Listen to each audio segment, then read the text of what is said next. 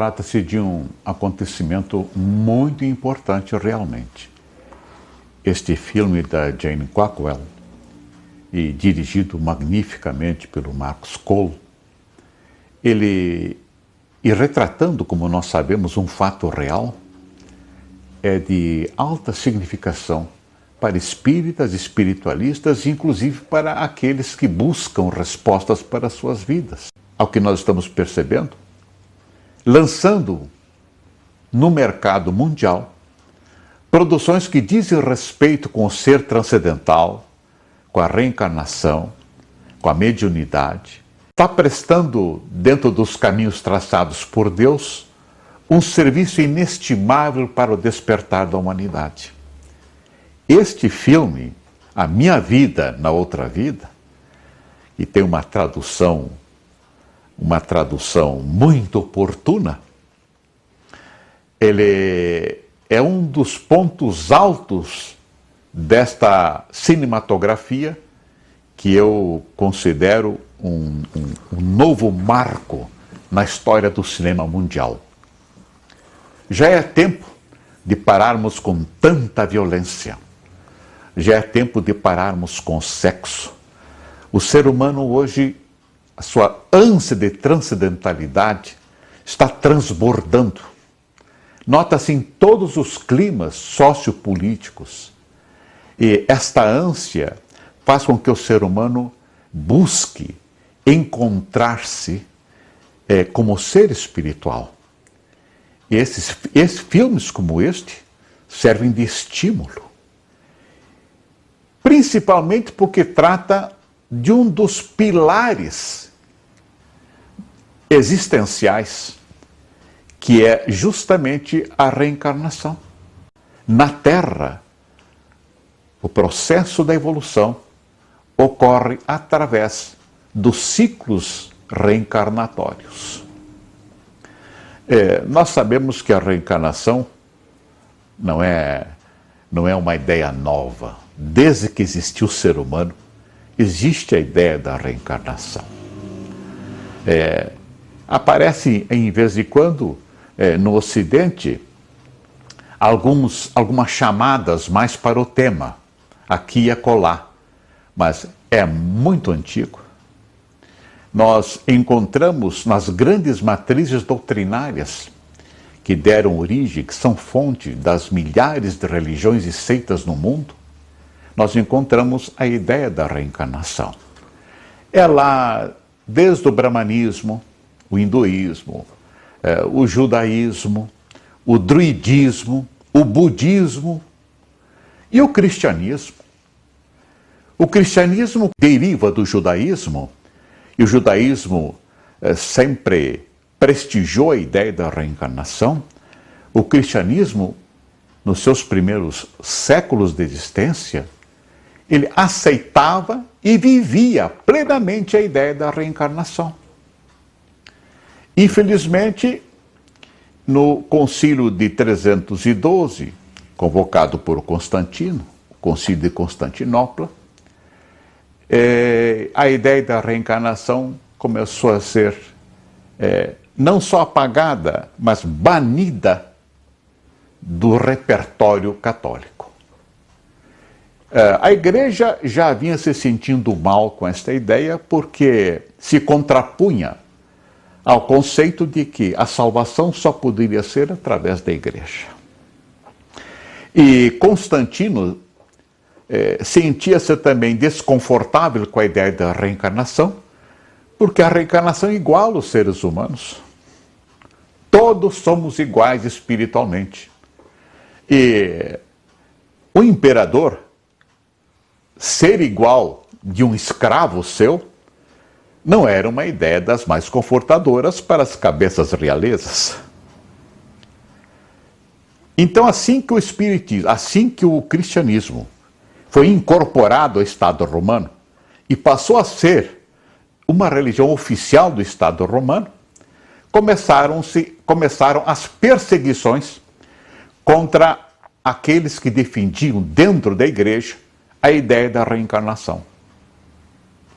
E daí começou uma longa trajetória de perseguições. Vítimas foram inúmeras. E espíritos brilhantes dentro da igreja foram perseguidos, foram marginalizados. Orígenes, por exemplo, um deles, foi praticamente desterrado. E aqueles que o seguiram depois, os monges originistas, foram tão perseguidos que acabaram desaparecendo. E a situação se consolidou com a convocação do Congresso com o Concílio de Constantinopla, de 553, por obra do imperador Justiniano. E de lá, quando foram lançados 15 anátemas contra as ideias de Orígenes, sepultando-a definitivamente.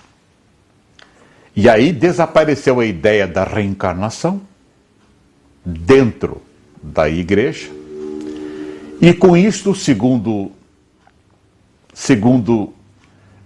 todos os historiadores, o cristianismo perdeu o seu elo principal, que era justamente a ideia da reencarnação. É verdade que a ideia ela continuou através dos séculos, dentro de certos movimentos dentro da própria igreja, através de seitas, e todas elas foram sufocadas como lágrimas de sangue. Isto aconteceu com os paulicianos no século VII, isso aconteceu com os borgomitas no século X, isto aconteceu com os famosos cátaros na França medieval. Foi uma chacina sem precedentes, a cruzada mais cruenta que foi dos albigenses, de 1209 até 1229. Foi uma carnificina como jamais houve outra. Sempre a tentativa de sufocar o surgimento e a revitalização da ideia reencarnacionista. Mas ela continuou, aqui e acolá, conservada, ou por correntes esotéricas, pelos alquimistas. Isaac Newton foi um alquimista, não é? Pelos Rosacruzes, pelos maçons. E, finalmente, chegamos ao século XIX e o gênio de Kardec entronizou definitivamente no corpo da doutrina espírita o princípio, postulado fundamental da reencarnação. O ser humano cresce através de um aprendizado sucessivo, através de existências que se repetem e que, através da informação e do sofrimento, vão burilando o ser humano. E ele vai crescendo psiquicamente, espiritualmente, rumo ao seu destino de angelitude. Os nomes que aceitam a ideia reencarnacionista formam um rol imenso. Já abstraindo, por exemplo, os grandes construtores da filosofia grega, já de Voltaire para cá, que Voltaire defendia a reencarnação, Schopenhauer, grandes pensadores, todos eles encontravam na reencarnação a ideia mais clara que explicaria a própria existência do ser humano. O sentido teleológico do viver, do aprender, do crescer e de ser. É o ser multiexistencial. Porque o ser humano é um ser espiritual, interexistencial, porque ele está em contato contínuo com a outra dimensão existencial, que é a espiritualidade, e um ser multiexistencial. Pouco a pouco, com o amadurecimento do ser humano, quando eu falo amadurecimento, eu não digo só científico, tecnológico, porque a sabedoria, ela ultrapassa o que nós conhecemos como formação intelectual. Sabedoria é produto de tempo, é produto de amadurecimento afetivo. Isto é resultado de milênios de evolução. À medida que o ser humano vai amadurecendo e vai crescendo em sabedoria, ele vai compreendendo que tudo, temos certeza, que todos os princípios básicos da doutrina espírita e de todas as grandes doutrinas do mundo que pensaram no ser multiexistencial, elas realmente estão apontando o rumo real, uma situação real, um fato real, e para o qual o ser humano tem que prestar atenção. No século XX, finalmente, a ideia da reencarnação, ela atraiu cientistas de escola. Há um marco muito importante dentro da pesquisa sobre reencarnação. É o trabalho de Ian Stevenson, emérito professor de psiquiatria da Universidade da Virgínia. E subvencionado pela Universidade da Virgínia, ele percorreu o mundo, buscando provas científicas da reencarnação. Como provas científicas da reencarnação? Um exemplo. Uma menina que passa a lembrar-se de que teve uma vida anterior na Índia. É um dos casos, uma das dezenas de casos que hoje fazem parte da sua obra, que é monumental. Ele vai à Índia com a sua equipe dele, no lugar que é lembrado pela menina de 9 anos, e lá constata, dado por dado, a veracidade, a autenticidade dos seus relatos. Onde ela vivia, vai lá na casa onde ela vivia, encontra ainda alguns familiares do tempo em que ela vivia naquele local. A equipe de Stevenson vai aos cartórios, aos registros existentes, verifica nomes, antecedentes, casamentos, registros.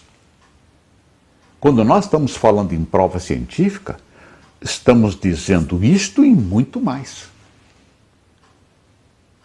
Os resultados, eles são de modo a nos trazer uma convicção. Não vamos mais dizer, eu creio na reencarnação. Stevenson e sua equipe, e outros que de lá para cá vêm estudando isto. Não vamos esquecer que Rhine, dentro da parapsicologia, quis abrir uma vereda nesse sentido. Infelizmente, desencarnou e não o conseguiu. Mas no nosso Brasil, temos um trabalho majestoso do professor Hernani Guimarães Andrade, e tem uma obra dele, Reencarnação, onde ele cataloga dezenas de casos estudados cientificamente. É um manancial à disposição de quem procura a verdade. Esperamos que daqui para frente haja mais estímulo e com o século XXI, que desabrocha tão promissor, e nós estamos registrando hoje nessa mocidade extraordinária que nós estamos acompanhando, esse novo elan, essa nova tendência que no nosso tempo não se encontrava facilmente, mas que se encontra nos moços de hoje, tendência a perquirir, a investigar, e principalmente o interesse pelas coisas espirituais. Embora com outros nomes. Mas subjacente a isso, nós encontramos esse interesse em procurar o autoconhecimento. Aquele velho desafio lá de Delfos parece que agora, pouco a pouco, ao impulso da doutrina espírita, principalmente, começa a ser encarado e resolvido.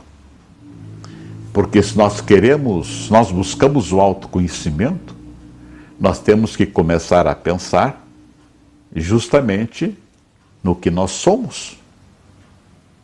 Por que aqui estamos? Para onde vamos? Por que meios? Porque não há acasos. E o mundo é todo um complexo extraordinário de vida, mas de ordem e de evolução.